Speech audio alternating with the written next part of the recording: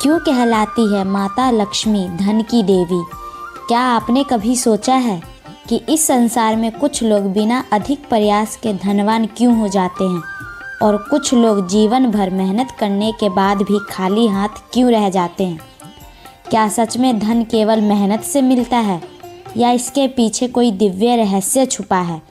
आज मैं आपको एक ऐसी कथा सुनाने जा रही हूँ जो बताती है कि माता लक्ष्मी को धन की देवी क्यों कहा जाता है और वह कौन सा रहस्य है जिसे जान लिया जाए तो जीवन की दिशा बदल जाती है।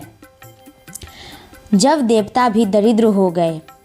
बहुत प्राचीन समय की बात है, जब देवता, ऋषि और मनुष्य तीनों लोकों में संतुलन बना था। परंतु एक दिन एक भयानक घटना घटी।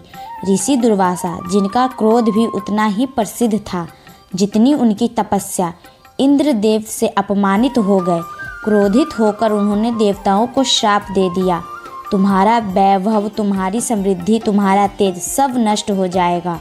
और बस उसी क्षण से देवताओं के भवन शून्य होने लगे। स्वर्ग की चमक फीकी पड़ गई और माता लक्ष्मी ने स्वर्ग छोड़ दिया। जहाँ लक्ष्मी नहीं होती वहाँ केवल दरिद्रता बचती है। लक्ष्मी के बिना संसार। माता लक्ष्मी के जाने के बाद सिर्फ धन ही नहीं गया, खेतों में अन्न नहीं उगता, व्यापार ठप हो गया, रिश्तों में कटुता आ गई, मनुष्य लालची और क्रूर हो गया, यहाँ तक कि देवता भी भिक्षुक जैसे हो गए।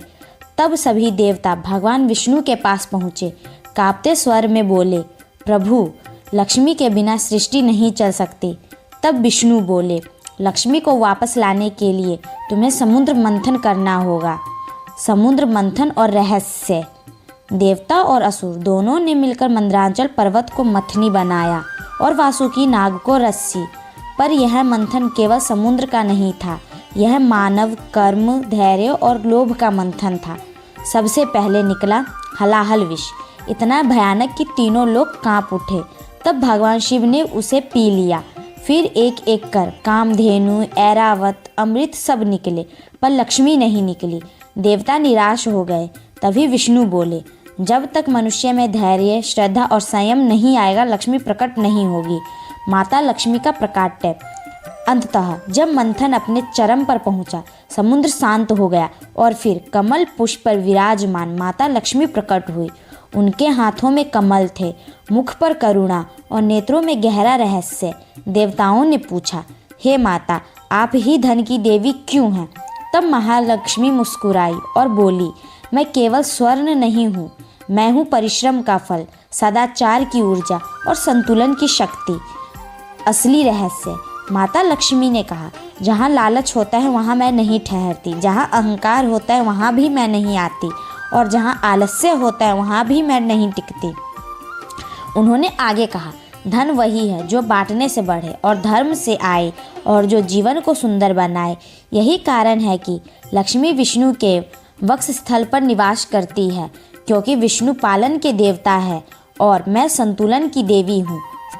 तो आप समझ गए होंगे, माता महालक्ष्मी को धन की देवी इसलिए नहीं कहा जाता कि वह केवल पैसा देती है, बल्कि इसलिए कि वह धन के योग्य बनाती है। यदि जीवन में लक्ष्मी चाहिए तो कर्म शुद्ध रखें, मन शांत रखें और हृदय में कृतज्ञता रखें, क्योंकि जहाँ ये तीनों हैं वहीं माता लक्ष्मी स्वयं आती है। आपको यह कहानी कैसी लगी कमेंट में ज़रूर बताएं और ऐसी वीडियो देखने के लिए हमारे चैनल को सब्सक्राइब करना ना भूलें। धन्यवाद।